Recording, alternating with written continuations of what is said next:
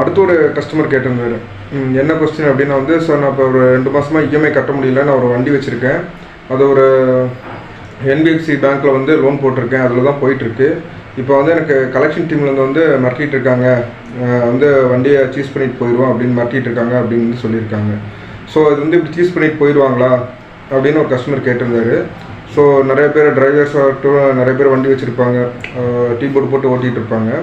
So இந்த மாதிரி problem maximum நடக்குது, ஒவ்வொரு இடத்துலையுமே நடக்குது. அப்படி நம்ம பயப்படணுமா அப்படின்னா வந்து, உங்கள் வண்டியை வந்து அமௌண்ட் கட்டலை, இஎம்ஐ கட்டலை அப்படின்னா வந்து சீஸ் பண்ணலாம், அதுக்கான ரைட்ஸ் இருக்குது.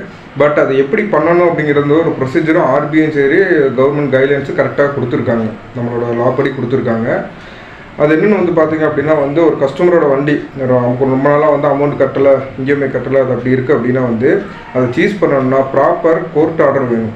கோர்ட் ஆர்டரோட வந்து தான் வந்து வண்டி சீஸ் பண்ணிட்டு போக முடியுமே தவிர, டேரெக்டாக வந்து கலெக்ஷன் டீம்லேருந்து வரவங்க வந்து, இல்லை நீ எந்த ஒரு ப்ராப்பர் ஆர்டர் இல்லாமல் வந்து நீ வண்டியை எங்கள்கிட்ட சப்மிட் பண்ணி தான் ஆகணும், கொடுத்து தான் ஆகணும் அப்படின்னு சொல்கிறாங்கன்னா, நீங்கள் அப்படி வந்து கொடுக்க வேண்டிய அவசியமே கிடையாது.